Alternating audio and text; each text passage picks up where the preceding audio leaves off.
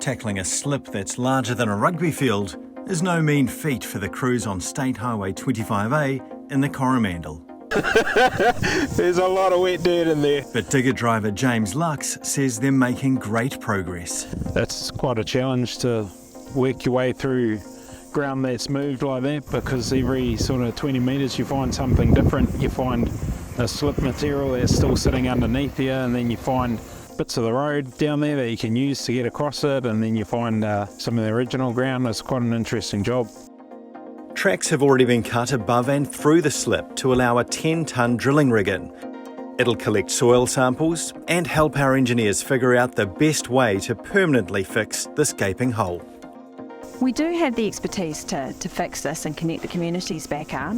It is just a matter of actually getting access down there for the geotech rigs and then informing those options, because the options are very simple. It's either retain, which we can do, bridge, which we have done lots of bridges in this country, or build a bypass round.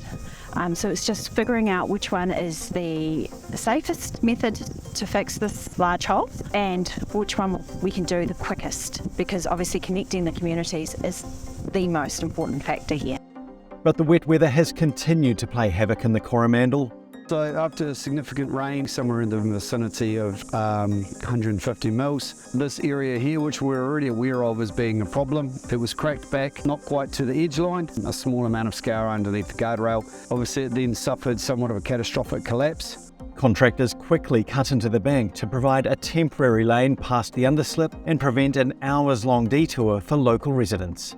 It's a similar technique to what's been used across the other side of the motu near Raglan. State Highway 23 now passable again, thanks to the cooperation of a private landowner who allowed Waka Kotahi to create a temporary diversion road through their property.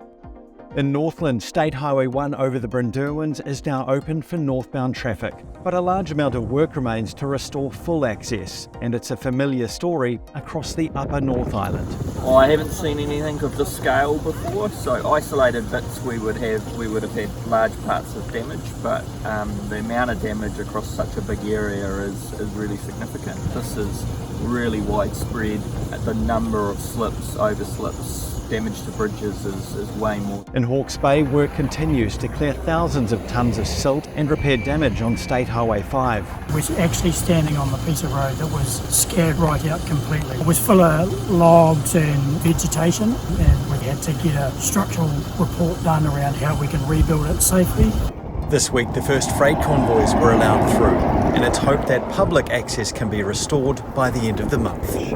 On State Highway 51, the Waitangi Bridge between Napier and Clive has reopened following load testing by our engineers.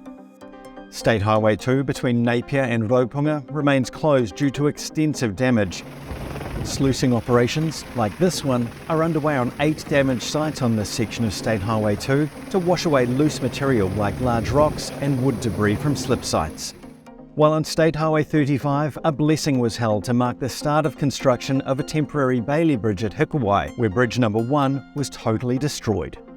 A Bailey Bridge is like a Meccano set, where you can bolt a whole lot of pieces together and put a temporary bridge across the gap. It does take a bit of design, and you've got to investigate the site suitability. We might have to put a pier in the middle until we can put the pieces on top. You might find there's a difference in height from one side to the other, might be on a bit of an angle, a bit of a curve, so it's quite a precise science.